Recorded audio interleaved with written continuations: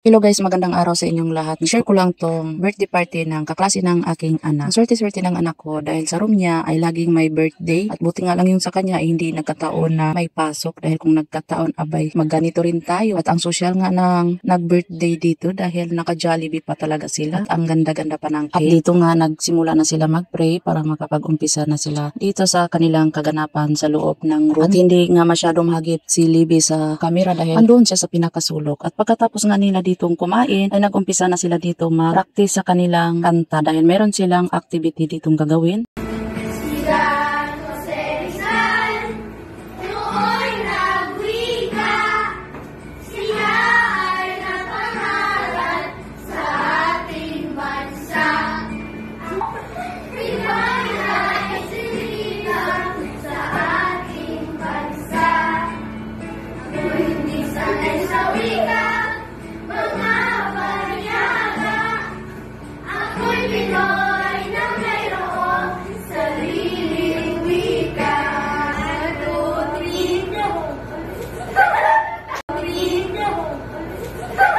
At ito na nga ang final din ng araw, ang kanilang buwan na wika. At ang suot nga ni Libby ay napakaganda. Binilang ko talaga siya ng barong Tagalog. At ang kanyang suot, wala akong may ibang mahanap na sombrero, kaya ito na lang yung binili ko sa kanya. At maganda naman din ito. May kamahalan lang talaga siya, pero sulit naman dahil ang ganda-ganda nga niya ang kanyang suot. At ilan nga lang ang nakikita ko dito sa ibang mga kaklase niyang katulad sa kanyang suot. At hindi nga nagtagal, nag-umpisa na yung performance na grade 4. Nauna pa talaga sila. Una ngang sinalang yung tatluhan. At pagkatapos nga nung tatlo at sila Libby naman ang kasunod. At diba, ang pugi-pugi ni Libby. Ang ganda nga ng kinanta nila dito dahil totoong mic na talaga yung hawak nila, hindi katulad doon sa school. Kung pwede ko lang talaga iparinig sa inyo, kaso hindi pwede dahil may tugtog nga. At ang ganda-ganda nga ng kanilang kanta dahil ang lahat ng mga kasama niya sa pagkanta at kinanta nga nila yung pangkalahatan na kanta wikang pambansa. At pagkatapos nga nila Libby, umakyat naman. At yan nga lahat ang mga kasamahan nila Libby, o diba nagkagandahan yung kanilang mga suot na Filipiniana at barong Tagalog. Kahit medyo mahaba-haba nga itong video na ito guys, pinagtyagaan ko talaga ito voice over dahil minsan nga lang itong activity nila. Maganda rin ito panoorin sa TV kaya ginawaan ko talaga ito ng voice over dahil nagagandahan talaga ako ng mga suot nila. Soon paglaki ni Libby, makikita rin niya ito. Paglaki nga niya ay makikita niya itong video na ito. Mapanood pa niya ito nga pala siya nung maliit pa, o diba? Sinong hindi matutuwa niyan pag lumaki ka na makikita mo yung video mo nung kabataan pa, nung nag-aaral ka pa ng elementary. Sinadya ko talaga ito para makita ito niya, o diba? May pag malaki siya. Kung smart TV lang talaga ang TV namin, pwede ko na ito panoorin sa TV namin. Ang kaso, LG lang yung TV namin. Hindi ko mapanood sa TV namin kasi magkaiba kasi yung TV, yung smart TV. Pwede mo i-open lahat doon, pati YouTube. Ang kaso, yung sa amin ay LED lang. Tama ba yung sinabi ko guys? Correct me if wrong. So yun lang guys for today's video at huwag kalimutan kung hindi ka pa nakapag-subscribe sa aking YouTube channel, mag-subscribe ka na sa aking YouTube channel para maging updated ka sa lahat ng aking mga video. Huwag mong kalimutan mag-like and share. So yun lang guys, maraming salamat sa inyong panonood.